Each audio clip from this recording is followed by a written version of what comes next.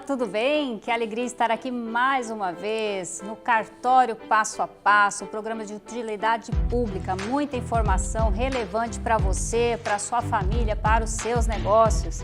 Eu quero agradecer as mensagens que recebi de várias pessoas, dando os parabéns, que esse programa está sendo útil para eles, né? Muito legal mesmo. Inclusive, eu recebi mensagem de algumas mulheres dizendo que ia mostrar as diferenças entre união estável e casamento para seus maridos. Por que será, hein? Pois é. Então, esse programa tem muita informação relevante que vai ajudar a esclarecer a sua vida. Hoje, nós vamos esclarecer quais são os tipos de cartórios. Você vai entender as diferenças, saber quais serviços cada um presta. Isso é muito bom, vai facilitar a sua vida na hora que você precisar de algum serviço. Teremos também entrevista com o empresário Júlio Braz, sócio proprietário da Ginco Urbanismo. Muito interessante, fique com a gente. E no momento Cartório Passo a Passo, vou falar sobre regime de bens, os vários tipos de regime de bens que vigoram no Brasil. E isso é importante para você entender como é que funciona o seu casamento ou o seu futuro casamento. Então, se esse assunto te interessa, fica comigo. Eu volto em 2 minutos. Pega papel e caneta que eu volto já.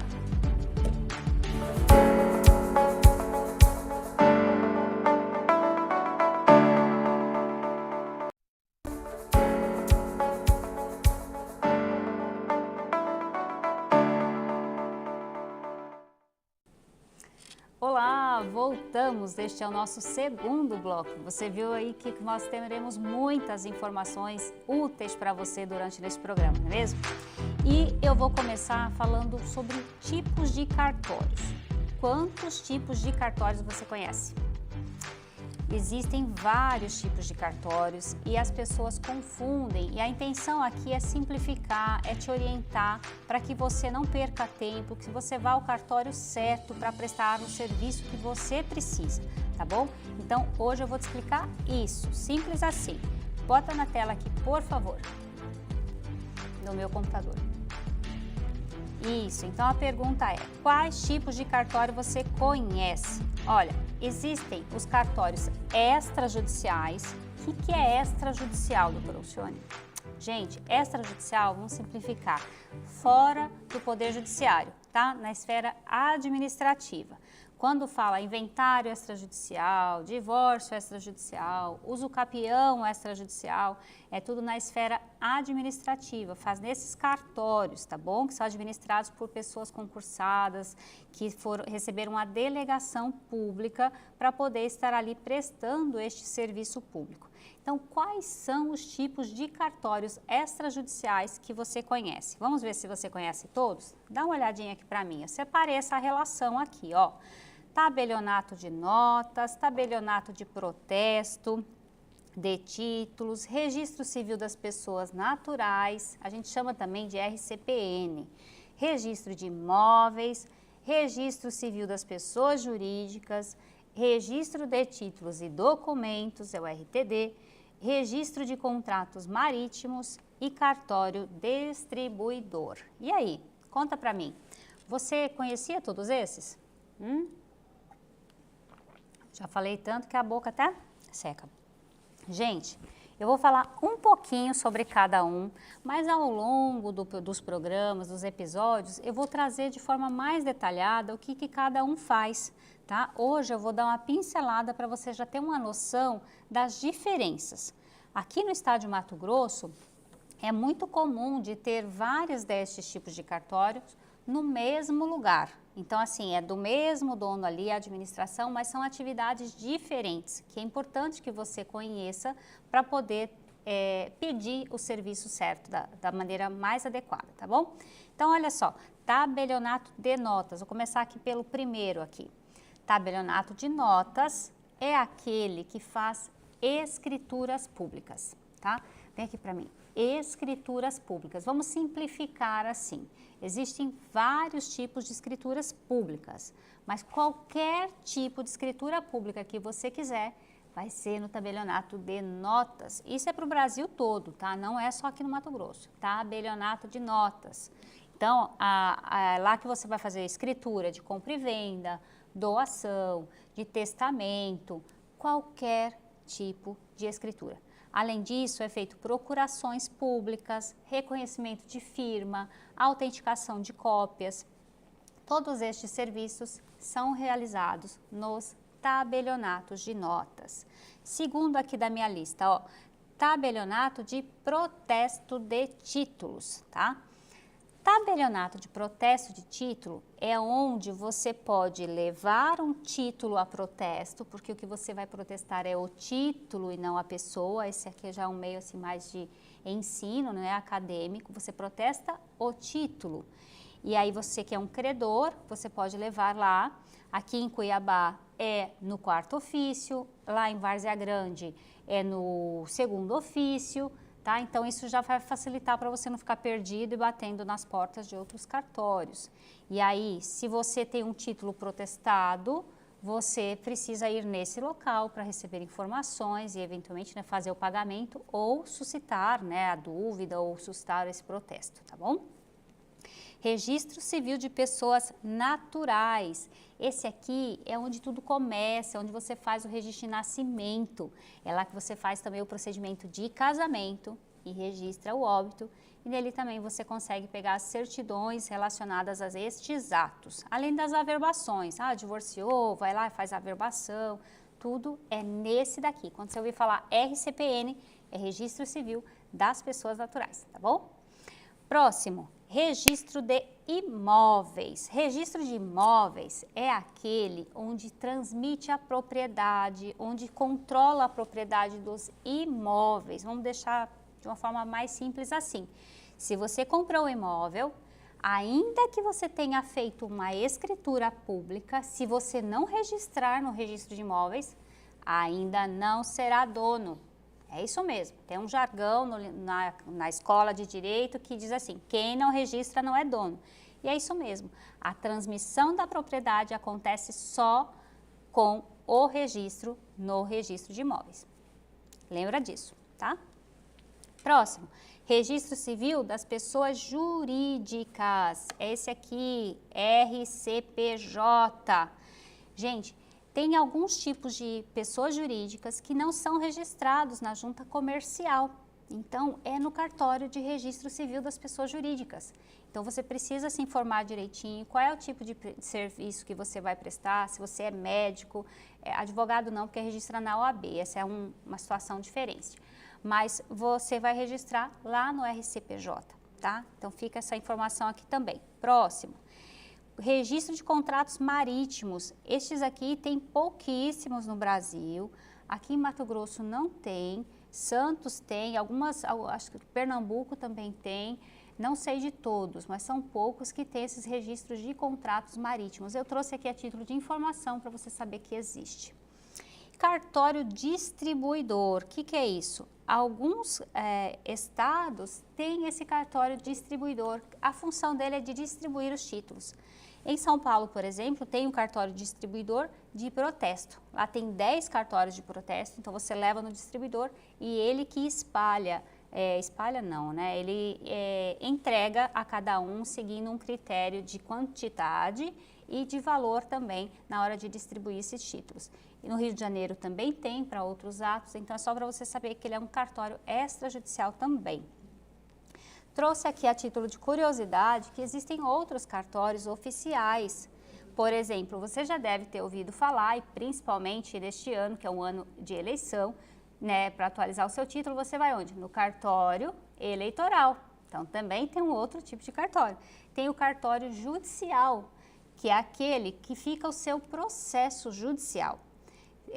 Quando você tem um processo, tem um órgão administrativo que controla, que manda para o juiz, que abre prazo para o advogado, tudo isso é feito no cartório judicial. E tem também o cartório policial. Você tem um inquérito, quem vai cuidar da investigação, você fala, eu quero ir onde? No cartório, né, lá da delegacia. Então tem vários tipos de cartórios. E eu trouxe aqui, a título de curiosidade também, né, que empresas privadas também utilizam esse nome cartório, tá? Então, por que eu trouxe isso aqui? Porque você pode encontrar na internet empresas particulares com o nome cartório, que não necessariamente ela presta serviço de cartório, tá? Então, Então, a título de exemplo, o Cartório Passo a Passo é uma empresa de cursos e mentorias. Ela não presta serviços de escritura, de nada disso, tá bom? Tem também Cartório Brasil e outras aí na internet, que não são representantes de cartórios. Então, você precisa ficar atento quanto a isso, tá bom? E aí, foi útil para você? Espero que sim. No próximo bloco, teremos a entrevista com o senhor Júlio Braz.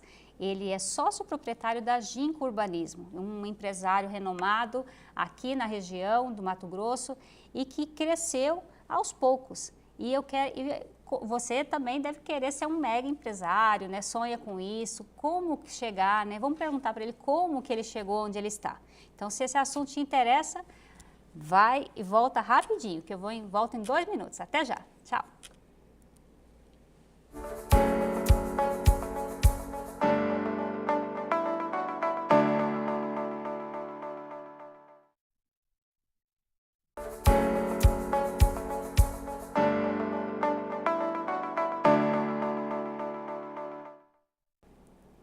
Olá, voltamos e agora o nosso quadro de entrevistas. E hoje temos um empresário renomado aqui do município de Cuiabá, estado de Mato Grosso, o senhor Júlio Braz, sócio proprietário da Ginco Urbanismo. Fiquei muito feliz quando apresentei o projeto do programa Cartório Passo a Passo a ele, e ele gostou, achou que era útil e não só isso, aceitou vir aqui e conceder entrevista para nós. Senhor Júlio, muito obrigada por ter aceitado. Sônia, muito obrigado por ter o convite. Uma alegria recebê-lo aqui, compartilhar conosco um pouquinho da sua história.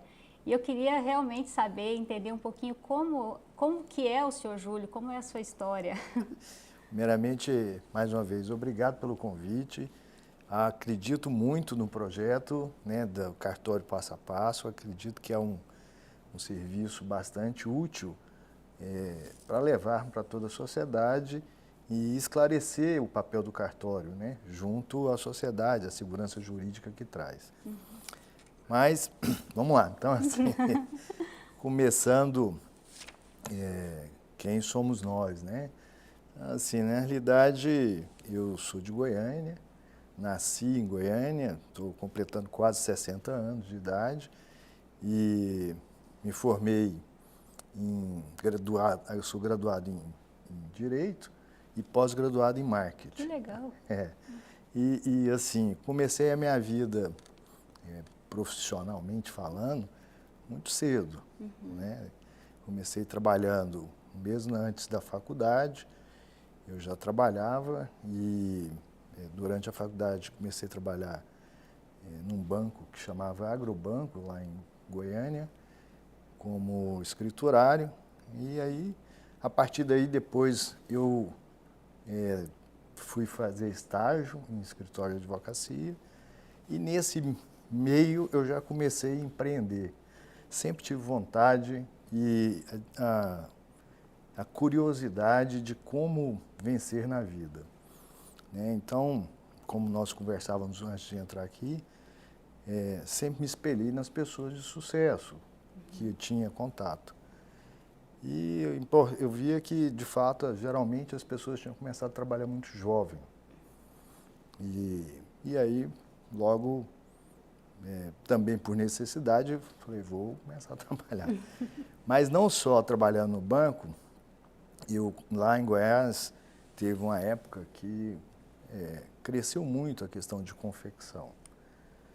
E eu comecei com outro amigo, a fabricarmos camiseta e vendermos. Que legal. E aí eu vendia camisa e camiseta na faculdade. Ele fabricava de noite, nos finais de semana, e aí vendia. A coisa deu tão certo que nós chegamos a montar uma pequena confecção. Então, teve uma época que eu estudava à noite, trabalhava no banco pela manhã, à tarde fazia estágio e ainda conseguia ir na confecção para cortar e deixar o tecido para o outro dia para a turma costurar. Então, foi uma experiência bem interessante e ainda tivemos outras experiências como empreendedores também. Então, assim, acabei depois, em período de férias, e esse é um ponto bem curioso, nós resolvemos arrendar um bar e restaurante na beira da praia. Olha. Isso com 20 e poucos anos. E aí empreendemos lá também, ficamos lá praticamente o verão inteiro. E assim, sempre nesse grau de ousadia, né? E sem capital. Sem capital. Eu estou no caminho certo, então, acho que eu chego lá. Não, eu acredito que todos nós, e todas as experiências foram extremamente válidas. Essa da confecção me trouxe muito conhecimento em venda, né? Essa experiência no interior da Bahia, lá no litoral, me deu muita resiliência, porque foi um período muito difícil.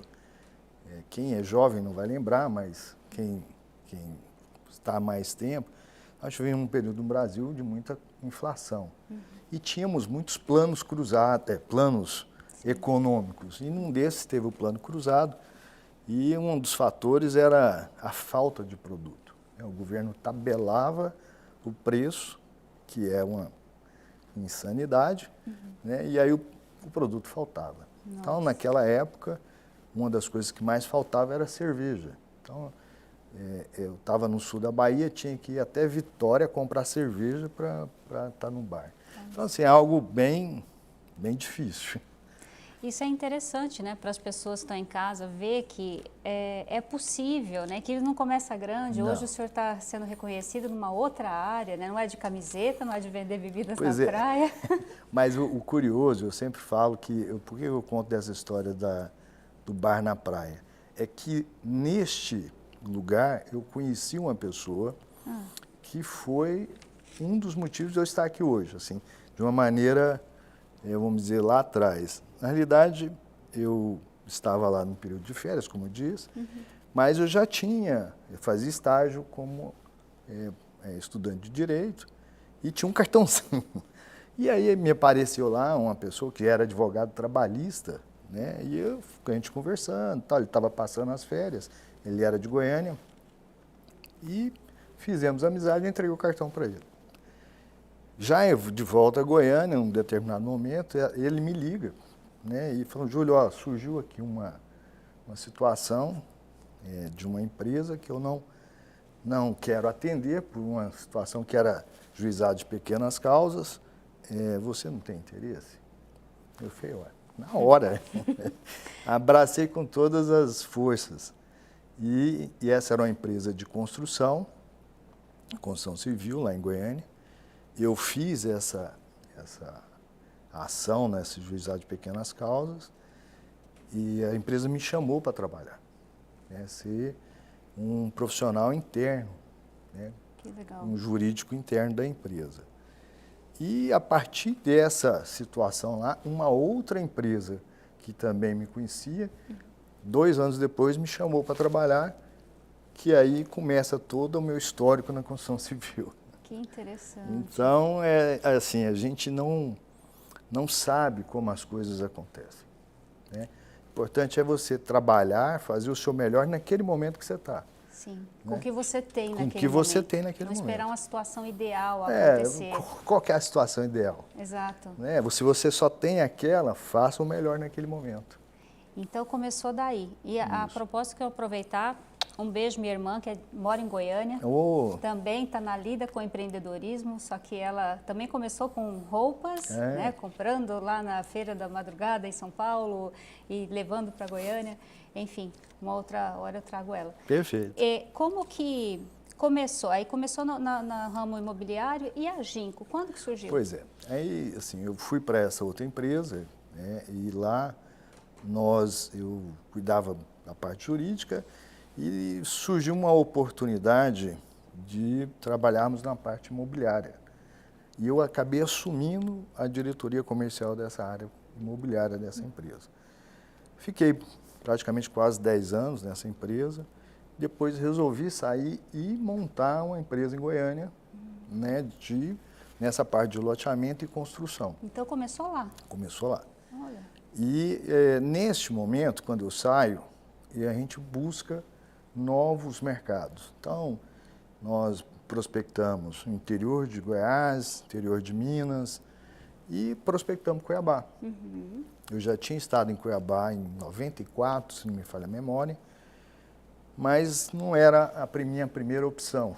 Tá. Né? A gente estava com um negócio bem encaminhado para Uberlândia, outro negócio em Rio Verde, mas aqui a gente viu que tinha uma oportunidade, e aí tem o que veio a ser meu sócio, que é o Tamura, ele já estava aqui em Cuiabá. Ele tinha ido para a Primavera, ele sai do Paraná, vai para a Primavera, compra uma propriedade rural e depois muda para Cuiabá por conta dos filhos para estudar.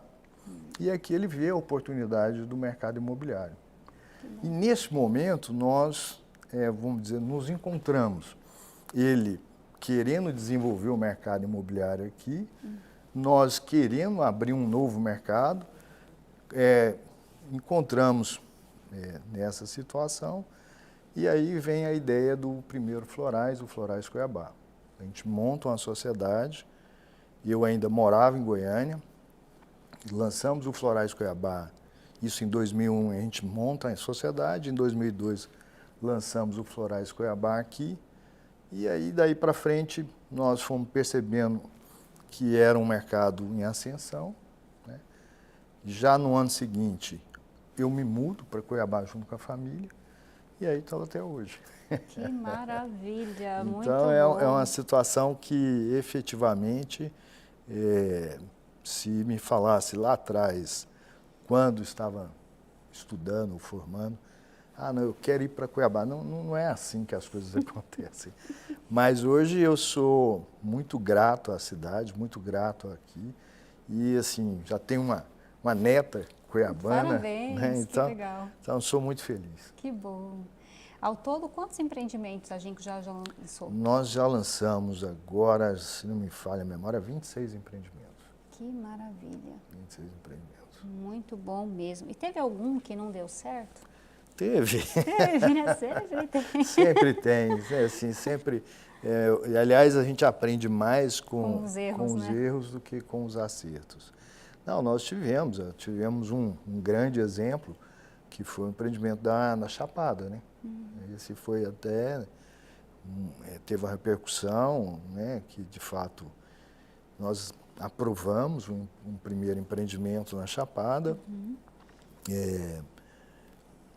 Isso a gente já tinha conversado com o pessoal do Ministério Público e tal, mas logo depois do lançamento, o promotor, então, soltou que iríamos sermos objeto de uma investigação. Só esse fato já criou uma desconfiança, né? E aí, nós conversamos bastante, e ele tinha as suas ponderações, e aí ele falou que não concordava com o empreendimento onde estava, que aí teríamos que discutir na justiça. Então, nós naquele momento tomamos uma decisão, porque assim, mesmo que a gente ganhasse na justiça, dentro da nosso raciocínio, nós perderíamos. Nós perderíamos credibilidade, o empreendimento tinha sido vendido já parcialmente.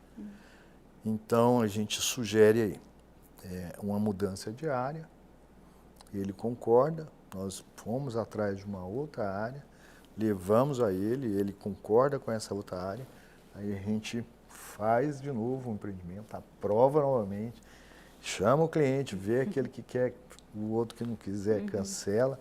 Então foi algo que a gente aprendeu bastante nesse sentido. Eu acredito. E aí que está a fibra, né, do empreendedor. Na dificuldade, buscar soluções, não ficar preso no que deu errado, como o senhor falou, não vamos, mesmo tendo chance de ganhar juridicamente, né, judicialmente, mas às vezes não vale a pena, o desgaste é muito grande. Porque no final, o que acontece? Esse negócio nosso, esse, vamos dizer, estilo de trabalho que nós fazemos, ele é calcado na confiança, né, na sua reputação. Então, assim, hoje a gente trabalha muito isso, né? Para tudo aquilo que a gente faz, em primeiro lugar está o cliente, né? Dar segurança máxima para o cliente. Por mais que eu estivesse, ou pelo menos acreditávamos que estávamos certo, a questão jurídica não ia trazer para o cliente o que ele queria, que era, afinal de contas, ele quer só o que ele adquiriu sem nenhum tipo de embaraço.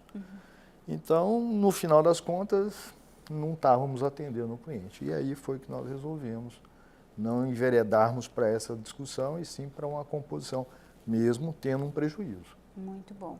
Cartório também é baseado na confiança. Sim. Muito, né? A nossa fé pública é elementar a confiança que eu tenho nos meus funcionários, né? E o Estado que me concede essa confiança. E o programa Cartório Passo a Passo quer conectar, né? Criamos esse conceito de ecossistema cartorial que conecta, né, os empreendimentos, ainda mais na área imobiliária, que passa muito pelos cartórios. Queria que o senhor comentasse como tem sido a sua experiência. A gente falou um pouquinho antes, né, que às vezes era mais difícil, a questão burocrática, né, a visão era diferente, temos evoluído. Como que o senhor vê hoje a prestação de serviço dos cartórios? Eu vejo com muito bons olhos e fico muito feliz. Que, como eu disse, eu estou há quase mais de 30 anos praticamente no mercado imobiliário e aí onde as coisas eram muito mais lentas, né? Muito mais complexas. Apesar de hoje as pessoas às vezes reclamarem, mas a parte do cartório ficou assim, eu diria que foi algo que houve uma transformação da água para o vinho. Eu diria isso, que a questão da digitalização, da parte hoje, inclusive falávamos da assinatura digital, ficou muito bom. Então, o que eu diria que hoje aconteceu é uma evolução gigantesca, né? Antigamente a gente tinha aquelas fichas, né? As matrículas eram todas em fichas.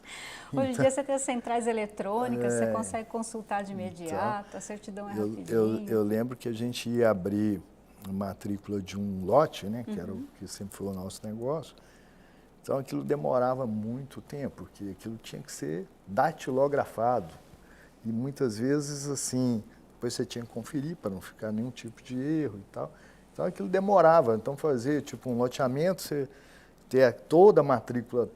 Mãe, para todos os lotes, né? Era Então, eu diria que hoje a parte do cartório, junto à sociedade, melhorou a prestação de serviço, né? Melhorou substancialmente. Que Isso maravilha. é a minha avaliação. Eu agradeço muito e é importante que o senhor, que é um empresário renomado, né, aqui no estado, e já faz uso do e-notariado, né, assinatura eletrônica e está funcionando, tem a segurança jurídica necessária, né, para a prática desses atos e isso passa a mensagem para as outras pessoas de que realmente funciona e que elas podem também se utilizar da assinatura eletrônica desta, né, da plataforma do e-notariado. Que é importante, inclusive, esclarecer para as pessoas de casa que o certificado digital do e-notariado é gratuito e emitido em quase todos os cartórios de notas e pode ser usado em qualquer cartório do Brasil. Como o senhor disse, o serviço dos cartórios estão realmente revolucionando, né? Facilita bastante, mantendo a segurança jurídica.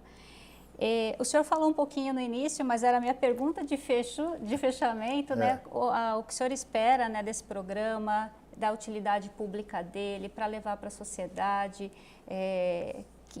quer fazer alguma sugestão? Não, o que eu vejo, senhor, assim, é que, de fato, cada vez mais que a gente puder esclarecer essa parte que nós trabalhamos, né? Vamos dizer assim, tanto vocês da parte do cartório e nós do outro lado, que estamos juntos para atender a sociedade, no final das contas, nós prestamos um serviço à sociedade e é que, de fato, quanto mais se esclarece, melhor a pessoa pode usufruir de todo o serviço.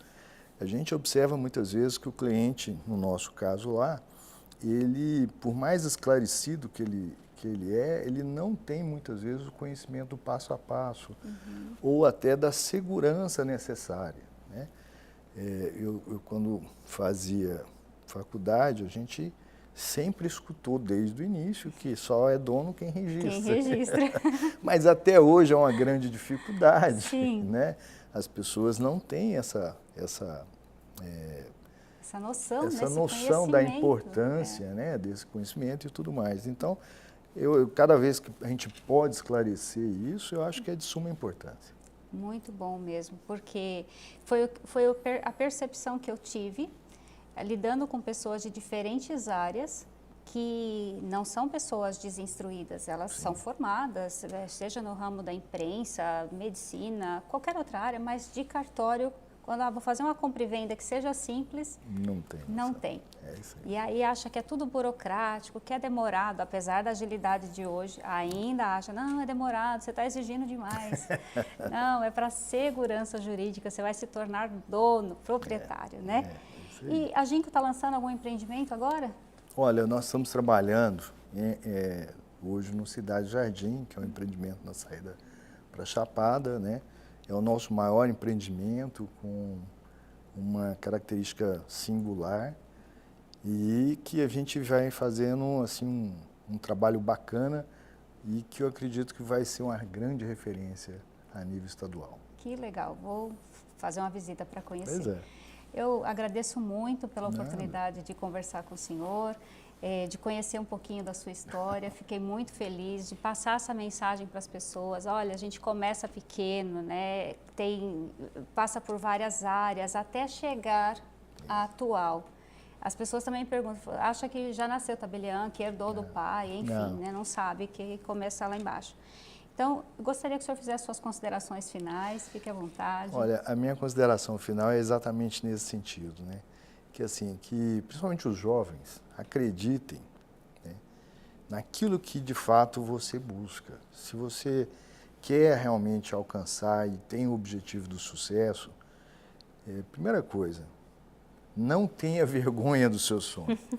Porque muitas vezes nós somos, e eu sou exemplo vivo disso, as pessoas, a maioria, e principalmente as pessoas mais próximas, elas falam, mas isso é muito impossível, isso é muito difícil, você não vai conseguir.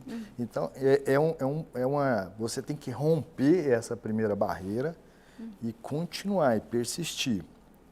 E outra coisa é que a gente tem que fazer o melhor com o que você tem. Faça o seu melhor naquele momento, porque as coisas vão acontecer nesse sentido. Entendeu? É isso mesmo, eu acredito muito nessa ideia e realmente as pessoas mais próximas se sentem mais à vontade de puxar a gente para baixo, falar não vai dar certo, não faça isso, né? E a gente tem que romper isso, é difícil às vezes acreditar no próprio sonho, isso aqui hoje já é um exemplo disso, né? Mas a gente tem que acreditar, e se nós mesmos não acreditarmos, quem mais vai fazer, né? A gente tem que romper essa barreira. Eu até só fazer uma... Provavelmente alguém falou para você, falou, não, isso vai dar trabalho, não mexe com isso, para quê? Né? Não tem menor... Sim. Né? Quantos nãos a gente escuta ao longo da vida? Não vamos te apoiar. Então, eu acho que os nãos, eles têm, e aí só um último, se você me permite, muitas vezes a pessoa não faz nem por maldade, né? Muitos é por, de fato, ceticismo, alguns por inveja, e outros por completa ignorância. Então, assim, não releve, aliás, releve isso, não leve isso em consideração e persiga exatamente o seu objetivo. É isso mesmo, sabe as palavras. Senhor Júlio, muito obrigada por ter vindo. Eu que agradeço. Uma alegria mesmo recebê-lo aqui. Deixa eu só dar um recadinho. Gente, eu amei a entrevista, foi muito esclarecedora, muito inspiradora. Espero que inspire você aí de casa também. E eu volto já após os comerciais e vou falar sobre regime de bens. Até já.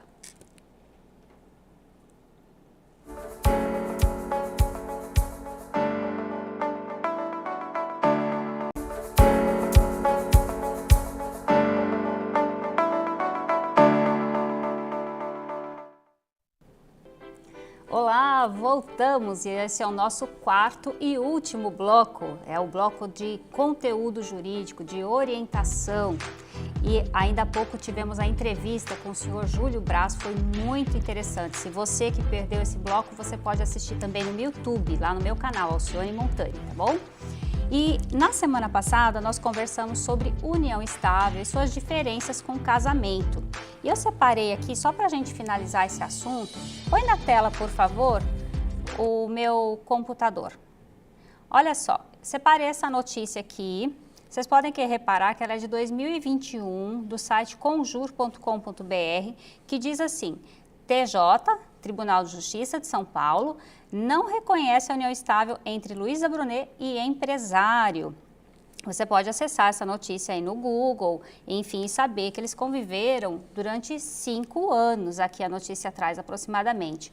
Só que nessa decisão aqui, olha, está escrito: para o reconhecimento da união estável é indispensável que o relacionamento se revista de estabilidade, ou seja, que haja aparência de casamento, consistente em uma convivência pública, notória, duradoura, apresentando sinais evidentes e induvidosos, ou seja, você não tem dúvida do relacionamento familiar, notoriedade de afeições recíprocas e de uso comum do patrimônio. Vem para mim, olha só. Isso aqui aconteceu com uma pessoa pública, né, conhecida no Brasil e fora do Brasil. Então, muitas pessoas acham que não é assim, que basta ter um relacionamento duradouro, se apresentar como convivente e que isso já é suficiente. Então, eu trouxe essa notícia aqui para dar um choque em vocês, que já esqueceu desse fato aqui que foi divulgado em todos os jornais, que realmente não é tudo união estável. Tá? Então, se você quer conviver em união estável, é importante que você formalize para dar segurança para os dois. Inclusive, nessa situação aqui da Luísa Brunet, ela recorreu e teve uma outra decisão em dezembro de 2023 que manteve a negativa. Tá? Ela não conseguiu o reconhecimento da união estável com este empresário. E vamos falar agora sobre, no Momento Cartório Passo a Passo, aqui sobre conhecimentos jurídicos. O tema de hoje é regime de bens. Eu fiz uma brincadeira aqui no estúdio, uma enquete aqui dentro mesmo, ainda há pouco, e eu quero mostrar para vocês qual foi o resultado. O que as pessoas sabem sobre regime de bens. Roda para mim, pessoal. Pessoal, eu estou aqui nos estúdios do programa Cartório Passo a Passo. Eu vou fazer uma enquete aqui mesmo, aqui para os jornalistas, funcionários da TV. Quais são os regimes de bens que eles conhecem? Vamos ver o resultado? Marcele, você é assessora de imprensa. Quais os tipos de regime de bens que você conhece? Regime total. Regime total. Mais algum? Parcial. Parcial. Então, tá bom. E sabe a diferença? Vou saber agora no cartório passo a passo. Ah, esperta. Beijo. Vou perguntar agora para os meus amigos aqui do interior das câmeras o que eles sabem sobre regime de bens. Vamos ver. Aqui, virando. Joilson, quais os regimes de bens que você conhece? Eu? Nenhum. Nenhum. Regime de bens não é... De casamento, É, regime de casamento. tem Opa. total e parcial. E aquele, tem mais, não sei, eu acho... não, mas tem, acho que são 3 ou 4, né? Eu só lembro do total e parcial. Parcial de bem. Total e parcial. Sabe É. a diferença? Total é tudo, né? Obviamente, né? E o parcial é quando separa. Não, parcial é quando é adquirido depois eu do achei- casamento, depois que casa. Eu Tudo que é achei que era- adquirido depois do casamento é direito dos dois. Tudo que os dois têm antes do casamento é de cada um entendi, separadamente. entendi. Até onde eu entendo. Ah, olha É que aí. ele tá Muito estudando pra bem. casar, ele vai casar. Casar, ele tá Ah, estudando. Você já é casado, né, Eu sou gente? casado. E aí, qual é o regime de bens do seu casamento? Acho que é parcial. Acho que é parcial. Acho que é parcial. Eu acho. Então tá bom. Tudo É isso, pessoal. Vamos agora para o cartório passo a passo para esclarecer quais são os regimes de bens que vigoram aqui no Brasil. Pessoal, vocês viram que confusão, quantas dúvidas, é muito comum isso. E aí foi até divertido aqui perceber, né, quanto que a gente sabe pouco sobre esses temas e que influenciam muito a nossa vida no dia a dia. Tá? Então, olha, eu peguei uma matéria, corta aqui por favor para a imagem do meu computador. Essa matéria, vocês podem ver que saiu agora dia 9/7, né, de 2024. E está no canal g1.globo.com. Casamento com comunhão total ou parcial. Veja como escolher o regime de bens antes do sim. Então, gente, é importante vocês conhecerem antes de dizer sim no casamento, porque isso vai repercutir em todo o casamento, tá bom? Essa matéria aqui, ela fala que tem no Brasil existem 4 tipos de regime de bens na hora do casamento, né? Só que ela não mencionou um. Na verdade, nós temos 5. Aqui não fala do regime da separação obrigatória de bens, tá? Então, se esse assunto te interessa, permanece aqui comigo, que eu aproveitei esse conteúdo aqui da matéria e preparei esse resuminho aqui para a gente conversar sobre esse tema. Esse regime da comunhão parcial de bens é o regime mais comum, é o mais escolhido pelos nubentes. Nubentes é um termo técnico para o casal, os noivos, vamos dizer assim, tá bom? E por que ele é o mais escolhido? Porque ele é o mais barato. Infelizmente, muitos casais se deixam levar pelo valor na hora de fazer essa escolha tão importante. Por que ele é mais barato? Porque ele é o regime oficial, que está expresso lá no Código Civil, e não há necessidade de uma escritura pública de pacto antinupcial. Então, por isso, você não tem que pagar uma escritura, então ele é mais barato. Mas a diferença é de 200 e poucos reais. Essa escritura é sem valor declarado, então ela é bem em conta, é o mais barato. E nesse regime da comunhão parcial, é o que as pessoas têm uma noção que vai compartilhar tudo que for adquirido na constância do casamento, tá? Essa é a informação que mais predomina. Traz para mim aqui, por favor, na tela. Então, olha só que tem algumas diferenças que as pessoas não se atentam. Por exemplo, em caso de divórcio, os bens adquiridos durante o casamento são divididos entre o casal. Já aqueles existentes antes do matrimônio permanecem com a posse original. O que é a posse original? Se eu já tenho uma casa antes do casamento e eu estou apenas me divorciando, essa casa continua minha. Ela é chamada de bem particular, tá? Ela não fica um bem comum, não mistura com o cônjuge, tá? Diferente, olha só. No caso, corta aqui por favor, em caso de morte, o último item aqui, em caso de morte de um dos cônjuges, o sobrevivente herda metade dos bens adquiridos durante o casamento e também dos bens particulares. A outra metade é destinada aos herdeiros, direto do falecido. O que acontece? Se porventura o caso de dissolução desse matrimônio é porque um dos cônjuges faleceu, então vai ser partilhado todos os bens deste que faleceu. Então, os bens particulares e os bens comuns. Então, se você é casado neste regime, você vai ser meiro daquilo que você construiu com seu cônjuge durante o casamento e pode ser herdeiro dos bens particulares em concorrência com os filhos, a gente chama de descendentes, tá bom? Mas isso a gente tem que apurar caso a caso, mas essa é a informação mais simples assim para você entender. Algumas pessoas não entendem essa diferença que eu vou falar agora. Mostra aqui, por favor.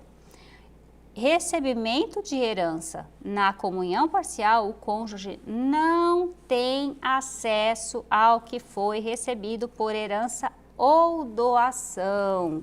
Vem aqui. Não tem acesso. Aí você vai me perguntar, e eu escuto muito essa pergunta, mas ele recebeu durante o casamento, como que eu não tenho acesso? Então, o seu regime de bens, que é comunhão parcial, prevê isso. Herança não compartilha e bens doados também não, tá? Então, isso você tem que ficar atento na hora de escolher o seu regime de bens, porque às vezes, depois de casado, numa situação jurídica ali, é que vai descobrir que o regime escolhido não atende à necessidade do casal. Então, fica a dica aí, tá bom? Comunhão universal de bens. Este é um outro regime. Antigamente era ele que predominava, ele era o regime oficial, agora é o comunhão parcial. Neste aqui, as pessoas têm uma ideia um pouco mais...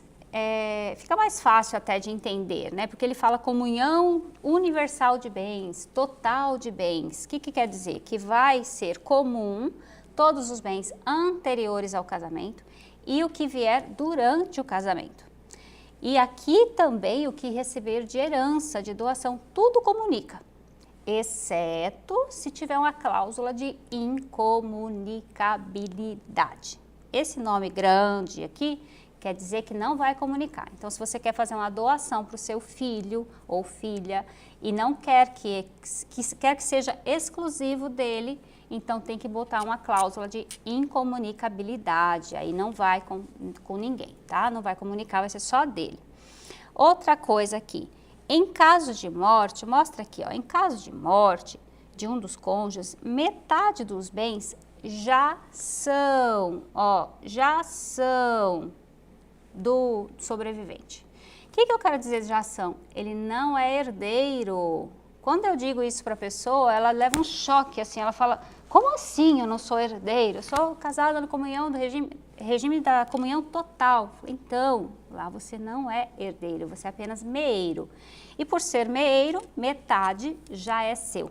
Isso tem uma vantagem, porque o que você está recebendo ali não é em caráter de herança, então não vai haver incidência do ITCMD, que é o Imposto de Transmissão sobre Bens Recebidos por Herança, tá? O que mais?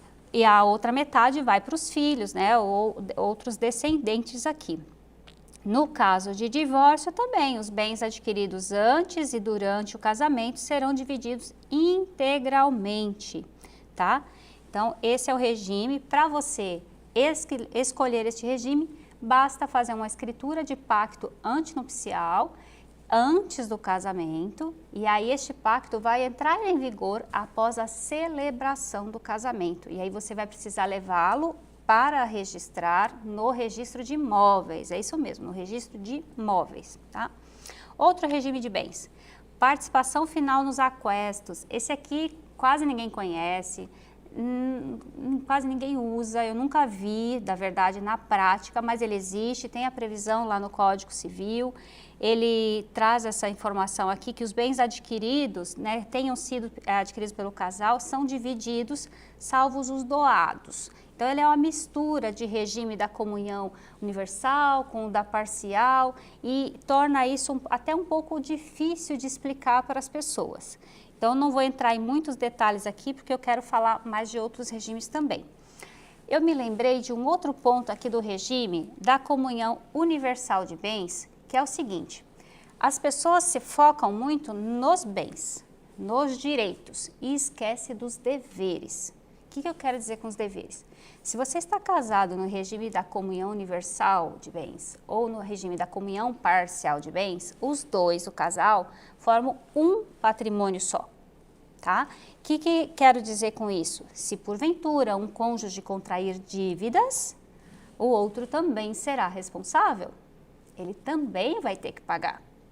E isso, muitas vezes, as pessoas não estão preparadas. Fala, não, mas quem contraiu essa dívida não fui eu, foi o meu marido, foi a minha mulher. E aí isso pode até levar à dissolução dessa união.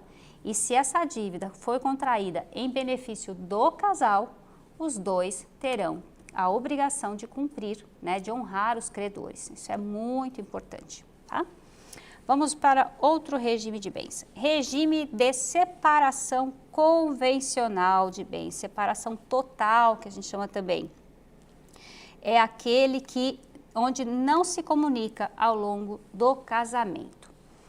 Como assim não se comunica? O nome já fala, né? Separação total. Mas essa separação total é a convencional. O que eu quero dizer com convencional? Os dois escolhem, eles estão livres para escolher qualquer regime de bens, mas eles escolhem este regime, eles não querem misturar o patrimônio. Cada um tem liberdade para administrar, para comprar, para vender, para hipotecar, ele é livre para isso. E se um contrai dívidas, o outro não tem obrigação de pagar. Então, são dois patrimônios distintos, tá bom? Diferente, se houver divórcio, vem aqui na tela, por favor, do computador. Em caso de divórcio, cada cônjuge fica com os bens que já tinha ou que construiu durante a união. Em caso de morte, né, o cônjuge é considerado herdeiro e terá direito à parte dos bens em concorrência com os herdeiros diretos, né, filhos e pais. Vem para mim. Como assim, no regime da separação obrigatória, aliás, obrigatória não, convencional, vai ser herdeiro? Não parece contraditório? Pois é. Mas a lei diz que em caso de sucessão, ou seja, de morte do cônjuge, o outro vai ser herdeiro nos bens particulares, principalmente aqui, né, os bens de antes do casamento. Então fica essa dica aí para você. Próximo regime. Regime de separação obrigatória de bens. Olha só, o Código Civil, se você não sabe, essa lei aqui, 10.406 de 2002, determina que o regime da separação obrigatória de bens no casamento se enquadra nessas hipóteses aqui. Quais são? Com causa suspensiva de casamento, como o divorciado, né, sem partilha de bens. O que eu quero dizer o divorciado sem partilha de bens? Se você casou, se divorciou, independente de qual regime de bens era, você está divorciado, então você pode se casar novamente. Só que, se não fez a partilha de bens com seu cônjuge anterior, a lei traz essa cláusula aqui que permite o casamento, porém não permite que você escolha o regime de bens. Isto também para evitar a confusão patrimonial. Então você pode casar, mas vai ser imposta essa restrição. Você vai casar no regime da separação obrigatória, tá? Outra situação, com mais de 70 anos de idade. Pode reparar que eu coloquei esse asterisco aqui, ó. Por que eu coloquei esse asterisco? Porque o STF decidiu recentemente sobre esse assunto. Deixa eu ver até se eu separei aqui. Ó, separei sim, bota aqui para mim. Supremo Tribunal Federal definiu que o regime obrigatório de separação de bens nos casamentos e uniões estáveis envolvendo pessoas com mais de 70 anos pode ser alterado pela vontade das partes, tá? Então, por unanimidade, o plenário entendeu que manter a obrigatoriedade da separação de bens prevista no Código Civil desrespeita o direito de autodeterminação das pessoas idosas. O que significa isso? Essa decisão é uma decisão judicial, ela não é lei, mas está fazendo as vezes, né? Então, se você que tem mais de 70 anos quer se casar, você pode escolher o regime de bens. Até janeiro deste ano não poderia. Com essa decisão que teve essa repercussão toda, abriu-se esta possibilidade. Então você está livre para escolher o seu regime de bens. Faz todo sentido, não é mesmo? Pessoas com 70 anos lúcidas, plenamente capazes, são tratadas como inválidas, restringindo, né? Ela tem que ter o direito, né? Que está garantido lá, inclusive, ó, na Constituição Federal, no artigo 3º, inciso 4. Outra cláusula, dependente de decisão judicial, como adolescentes entre 16 e 18 anos, sem o consentimento de algum dos seus pais. Tomando uma aguinha aqui. Gente, a idade núbio, a idade que pode casar é a partir de 16 anos, certo? Pode casar, mas precisa de autorização dos pais ou autorização judicial. Então, se a pessoa vai se casar nesta faixa etária, ela não vai poder escolher o regime de bens também. Vai ser o da separação obrigatória, tá? O que mais? Ainda no regime da separação obrigatória, eu estou mencionando aqui essa súmula 377 do STF. Essa súmula aqui, na minha opinião, às vezes mais atrapalha do que ajuda, sinceramente, porque ela mistura, que fica como se fosse um regime da comunhão parcial, porque ela fala que os bens adquiridos onerosamente, com esforço comum durante o casamento, seria partilhado. Isso gera uma certa confusão, principalmente nas pessoas que não entendem a abrangência desse regime e da repercussão, acha que é totalmente separado o patrimônio e leva um susto no momento da dissolução.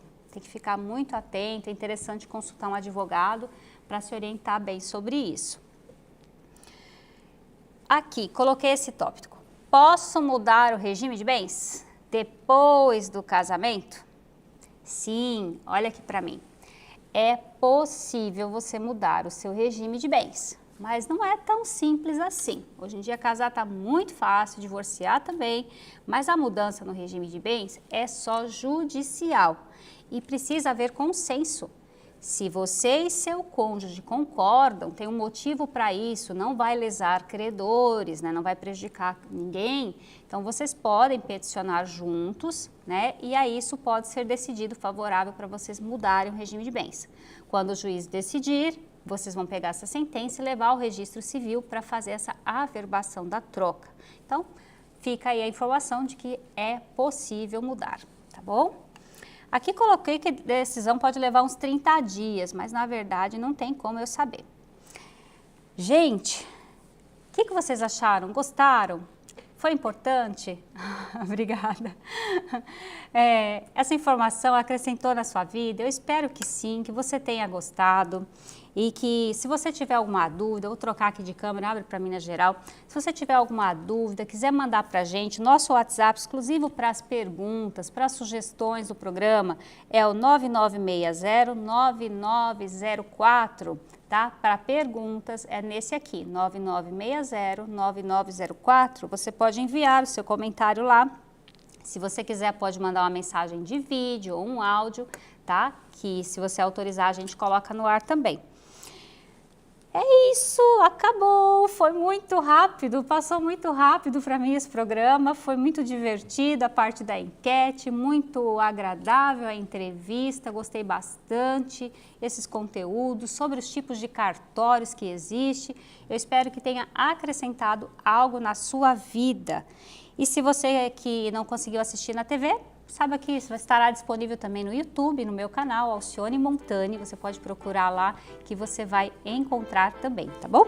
Deixa eu ver se eu tenho mais algum recadinho. Bom, eu espero você na semana que vem. Eu volto com muito mais informação de utilidade pública para você e para sua família, tá bom? Um beijo, até semana que vem. Tchau, tchau!